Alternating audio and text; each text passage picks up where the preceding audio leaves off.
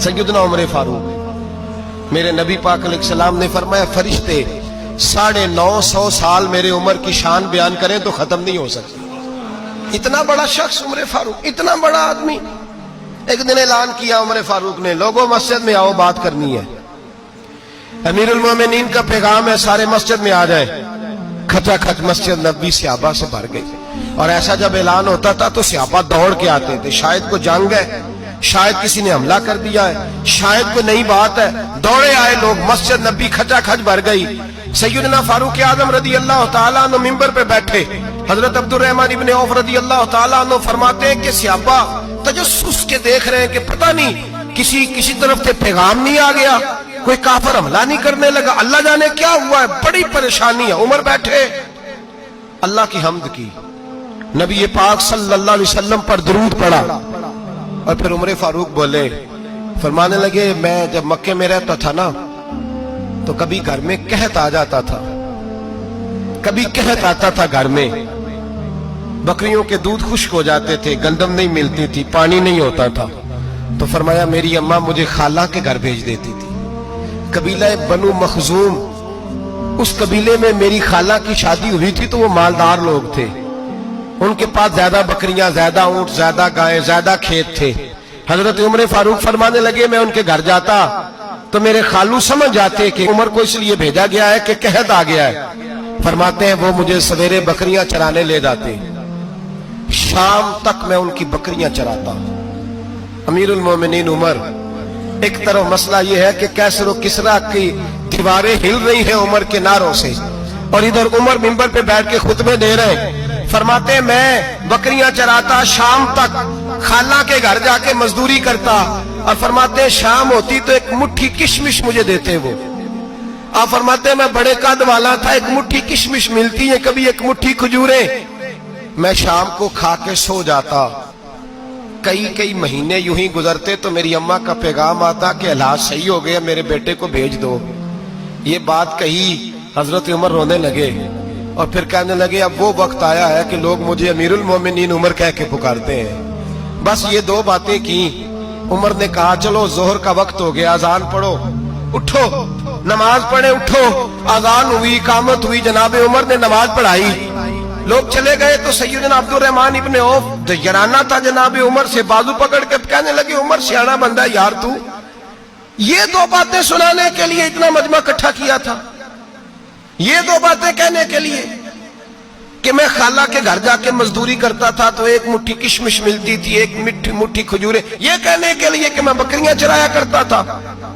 तो हजरत उमर फारूक रदी अल्लाह तआला अन्हु फिर रोए, फिर आंखों में आंसू आए। कहने लगे, अब्दुर्रहमान आज ना मिस्र शाम से कुछ लोग आए थे और वो बता रहे थे कि उमर तेरा डंका वहां भी बड़ा बजता है। वो मुझे कह रहे थे तेरे नाम के वहां भी बड़े दबदबे हैं, बड़े तज़किरे हैं। तो मेरा नफ्स मुझे कह रहा था, उमर देखा तू यहां बैठा है और वहां तेरे नाम का शोर हो रहा है, मुझे इसने बड़ा किया है। तो मैंने आज मुस्तफा के सारे गुलाम इकट्ठे करके अपनी औकात बता दी है। मैंने अपनी औकात बताई है कि मैं कुछ नहीं, कोई शय नहीं, कोई चीज ही नहीं, असी किसी से कुछ नहीं जे लगदे, ना कोई साडा दर्दी।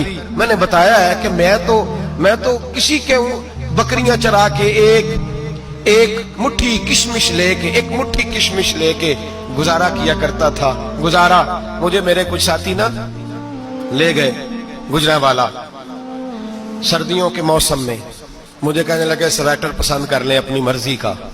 तो मैंने कहा यार मुझे तो वही मजा आता है जो मेरी अम्मा क्रोशिये से बनाया करती थी, वही वो पहले अब्बा पहनते थे, फिर वही स्वेटर बड़ा भाई पहनता था, फिर हमारे खाते में आ गया।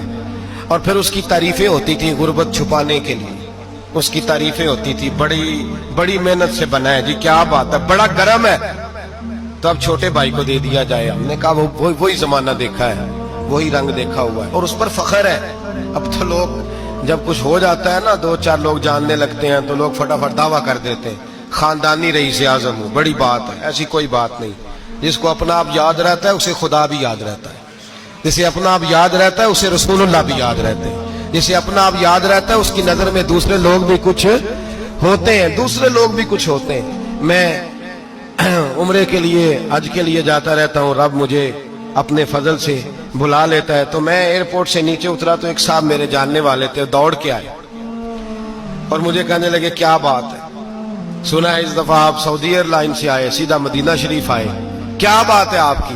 اور میں نے کہا صاحب چھوڑ دیں, میں بھی جب پہلی دفعہ آیا تھا تو میں بھی بڑا گور گور کے ایئرپورٹ دیکھتا تھا, میں نے کبھی دیکھا جو نہیں تھا, میں بڑا گور گور کے دیکھتا تھا, کوئی ایسی بات نہیں ہے, یہ نظام قدرت ہے, بادشاہ کے فیصلے ہیں, وہ جب چاہتا ہے جس طرح کے چاہتا ہے فیصلے فرما لیتا ہے, تو یہ اس کے فیصلوں کی بات ہے. ہم لوگ نا جس حیثیت پہ ہوتے ہیں وہیں رہ جاتے ہیں, پچھلی بات بھول جاتے ہیں, اس لیے ہم چاہتے ہیں جو بھی ہمیں ملے جھک کے ملے, جو بھی آئے, اور یہ میرا آپ کا سب کا مشترکہ معاملہ ہے. میرے نبی پاک صلی اللہ تعالی علیہ وسلم نے صحابہ سے پوچھا تمہیں بتاؤں جنت کے بادشاہ کون ہوں گے؟ جنت کے عام لوگ نہیں, جنت کے, بولیے گا ذرا, جنت کے اللہ بادشاہ. جنت میں تو جانا بڑی بات ہے, حضور جنت کا بھی بادشاہ, ابن ماجہ میں لفظ ہے. تمہیں پتہ ہے جنت کے بادشاہ کون ہوں گے؟ تو میرے مصطفیٰ کریم صلی اللہ تعالی علیہ وسلم کے غلاموں نے کہا حضور ہمیں نہیں پتا. تو حضور نے فرمایا جنت کے بادشاہ وہ لوگ ہوں گے جنہیں دنیا میں کوئی بھی نہیں جانتا تھا, جن کے کپڑے سادے ہوتے تھے, جو غریب لوگ ہوتے, جو سفارش کرتے تھے تو ان کی قبول کوئی نہیں کرتا تھا, جو کسی کے ساتھ جاتے تھے تو ان کو مانتا کوئی نہیں تھا. وہ جنت کے بادشاہ ہوں گے, بادشاہ. اور فرمایا قیامت کے دن جب لوگ انہیں دیکھیں گے تو ان پر فخر کریں گے, رشک کریں گے, کہیں گے کیا بات ہے تمہاری. یہاں تو شوق ہی بڑا ہے, غریبوں نے بھی پوسٹر بنائے ہوئے ہیں, ڈاکوؤں, لٹیروں, چوروں کی تصویروں کے ساتھ لگوائے ہوئے, اپنے آپ کو بڑا کرنے کے لیے. آج اختیار کریں, آج اختیار کریں, اپنے آپ کو مٹانے کی کوشش کریں. رب کریم کے بندے آگے بڑھ بڑھ کے اپنا آپ دکھاتے نہیں, بڑا شوق ہے, پہلے فوٹو کھچا لو, باقی باتیں بعد میں ہوں گی, پہلے ویڈیو بنا لو, باقی کچھ اور بعد میں ہوگا. پہلے اب تو پرسوں ترسوں مجھے ایک مولانا کہنے لگے کہ آپ سے میں نے, وہ یہاں جمعہ پڑھنے آتے ہیں کبھی کبھی, میرے دوست ہیں, کہتے ہیں آپ سے میں نے سنا تھا کہ اگر کوئی اس نبی پاک کا فرمان ہے, اگر کوئی نذرانہ دے تو اس کو لے لو, اگر کوئی تحفہ دے تو اس کو, حضور نے فرمایا لے لو اگر تمہیں کو دیتا ہے, اپنی مرضی سے, مانگنا منع ہے, کوئی دے دے تو لے لو, ورنہ ایک وقت آئے گا تم مانگو گے تمہیں ملے گا نہیں, جب کو دے دے تو لے لو. کہنے لگے آپ نے کہا تھا کو دے دے, تو اس وقت سے میں کوئی سوٹ دیتا ہے مجھے میری مسجد کا نمازی تو میں لے لیتا ہوں, کوئی مجھے کوئی اور شے دیتا ہے تو میں آپ سے سن کے, تو اگر میری مسجد کا نمازی سوٹ پکڑاتے ساتھ فوٹو بھی کھینچے تو پھر میرے لیے کیا حکم ہے, وہ خوشبو کی ڈبی دیتے ہوئے ساتھ فوٹو بھی کھینچے, پھر میرے لیے کیا حکم ہے. کہنے لگے رمضان میں یہ حال ہوا ہے کہ لوگ کپڑے دے رہے تھے اور فوٹو کھینچ رہے تھے, کیا چکر ہے, کہاں چلے گیا. غریب آدمی کی عزت نفس کو کچل ڈالا پکڑ کے, ایک جوڑا سال کے بعد امام کو دیا, اس کی بھی تصویر کھینچ کے فیس بک پہ دے ڈالی. یہ ہماری آج